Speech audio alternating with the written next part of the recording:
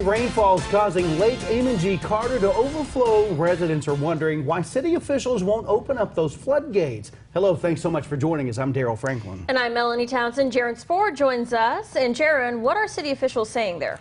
Well, there are no real floodgates, so there's really nothing city officials can do to help with this yearly problem, except hope the heavy rains come to a stop. Lake Amon G near Bowie was built in 1956. Not long after that, the lake levels went over capacity. In 1983, the lake was modified when the Bowie Reservoir side was constructed by the city and the two lakes were connected. Not long after that, again the lake levels went over capacity. This is something that Scott Davis, who lives on the lake, says is an issue every year. Every year it's a concern. Every year it's a lot of these homes, like the one next to me and then the one around the side, he's still underwater.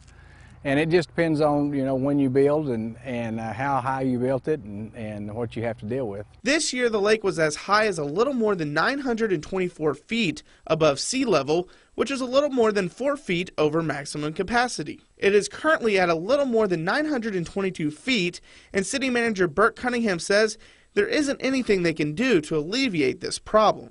We really don't have any floodgates that we can let out, and the amount of water that we can let out with the gates that we have is limited.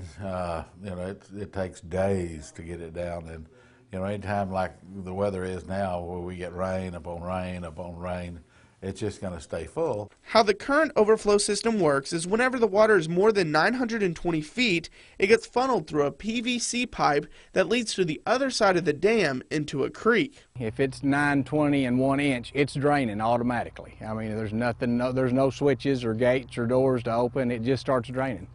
It's just the tube is set at 920, and anytime it gets over that, it starts draining out. So, and it can only hold so much water. And that's the problem. Until the lake gets back down to 922 feet, the lake will be closed to all boats.